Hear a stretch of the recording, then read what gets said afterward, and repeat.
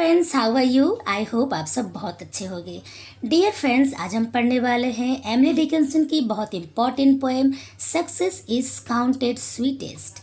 इस पोएम को समझाने से पहले मैं थोड़ा सा एमिली डिकिंसन के बारे में बता देना चाहती हूँ।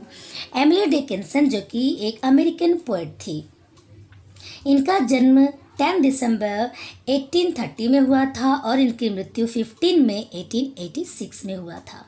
ओके, तो फ्रेंड, इन्होंने जो इस पोएम को तो वैसे लिखा था 1859 में, पर इन्होंने इसे पब्लिश किया था 1864 में। ये ध्यान रखिएगा, 1864 में इसे पब्लिश किया गया था और एनोनिमसली मतलब कि इन्होंने अपनी पहचान को इसमें छुपाई थी कि अननोन रखा गया था कि इसको लिखा किसने है।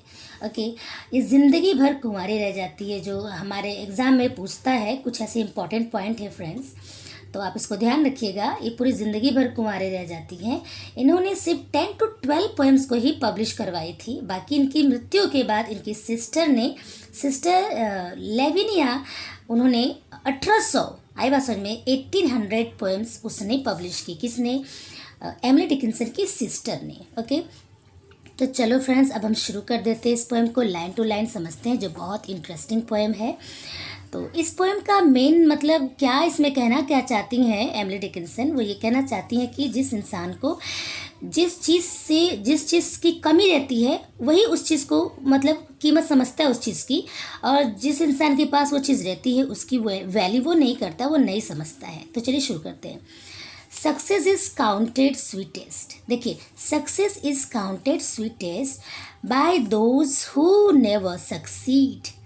To comprehend a nectar requires sorest need। देखिए, यहाँ पर एमिली डिकिंसन इस फर्स्ट स्टैंजा में कह रही हैं कि जो सफलता होती है, सफलता काउंटेड स्वीटेस्ट, सफलता को सबसे अच्छे वे में वो लेता है जिसको सफलता नहीं मिलती हो, जो कभी भी मतलब सक्सीड नहीं होता है। आई बात समझ में? सफलता की कीमत वो इंसान करता है जिसे कभी भी सफलता नहीं मिल पाती है। आई बात समझ में? ओके, नेक्स्ट हमारा है ये टू कॉम्प्रेंड अ नेक्टर। देखो, कॉम्प्रेंड मतलब पूरी तरह से समझना, पूरी तरह से, ठीक है। नेक्टर मतलब अमृत होता है, यहाँ पर इसका मतलब पानी है। पानी के लिए कहा जा रहा है कि देखिए, कॉम्प्रेंड मतलब पूरी तरह से समझ जाना, ठीक है। और नेक्टर रिक्वायर्स सोरेस्ट नीड। सोरेस्ट मतलब एकदम तड़प, किसी चीज़ की बहुत बहुत ज़्यादा मतलब बहुत कष्टदायक जो होती है, बहुत कष्ट जो देती है, ठीक है, वैसी ज़रूरत। कहने का मतलब, जब देखो, नेक्टर की कीमत वो करता है, मतलब पानी की वैल्यू वो समझता है जो बहुत बहुत तड़पा हुआ इंसान रहता है। मतलब रिक्वायर सोरेस्ट नीड, जिसको बहुत ज़रूरत होती है, जिसे बहुत प्यास लगी रहती है, वही पानी की वैल्यू समझेगा ना। जब भी आपको प्यास नहीं लगी है, आपके सामने पानी रखा रहेगा, तो आपको क्या पानी से इतना लगाव रहेगा उस समय? पानी की कीमत वो समझता है जब इंसान को बहुत ज़्यादा प्यास लगी रहती है, उसकी ज़रूरत होती है। सोरेस्ट नीड इसको बोला गया यहाँ पे। आई बात समझ में? बहुत ज़बरदस्त उसकी ज़रूरत होती है वहाँ पे, बहुत तड़प रहा होता है इंसान, तब वो पानी की कीमत को समझता है। तो हर स्टेंजा में वो यही बात कहती हैं कि जिस इंसान को जिस चीज़ की कमी होती है, वो उस चीज़ की कीमत को समझता है, और जिसके पास वो चीज़ पहले से भरी पड़ी रहती है तो उसको उसकी वैल्यू नहीं समझ में आती है। तो चलिए हम नेक्स्ट स्टैंजा देख लेते हैं friends. Not one of all the purple host who took the flag today can tell the definition so clear of victory. देखिए, इसमें क्या कहा है इन्होंने?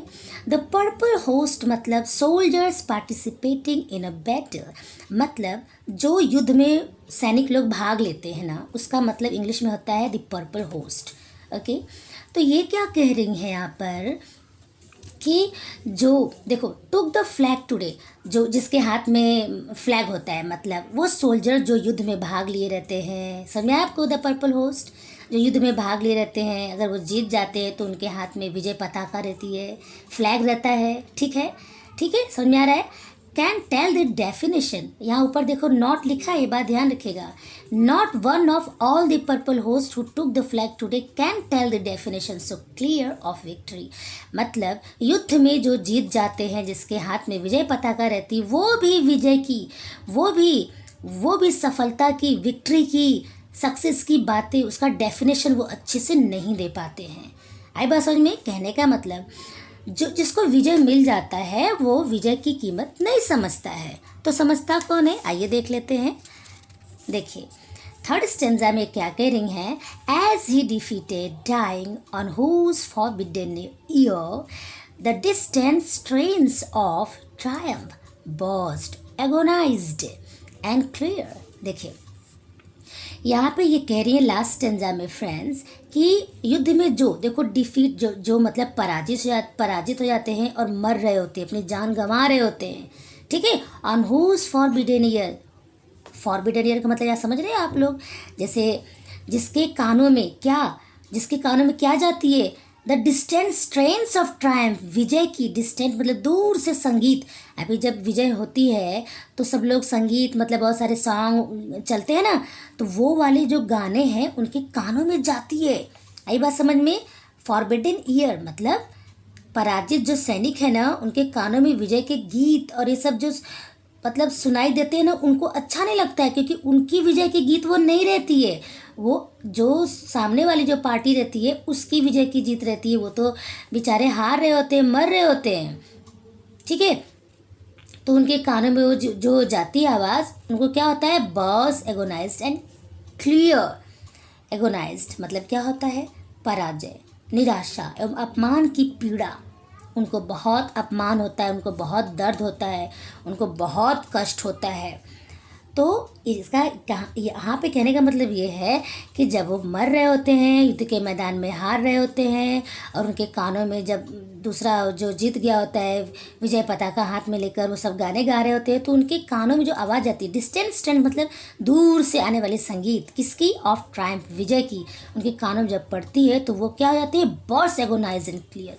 वो एकदम से दुखी हो जाते, एकदम बहुत तकलीफ़ में आ जाते हैं, ठीक है। और इस तरह से इन्होंने ये बात बोली है कि जब हमें कोई चीज़, बहुत कीमती चीज़ अगर हमारे पास रहती है तो हम उसकी कीमत नहीं समझते हैं, हम उसको वैल्यू देना बंद कर देते हैं। जब तक हमारे पास नहीं रहती है तब तक हम उसकी वैल्यू समझते हैं। तो आई होप फ्रेंड्स आपको पोएम समझ में आया होगा। हम मिलते हैं नेक्स्ट वीडियो में ऐसे ही कुछ नया लेकर। Thank you.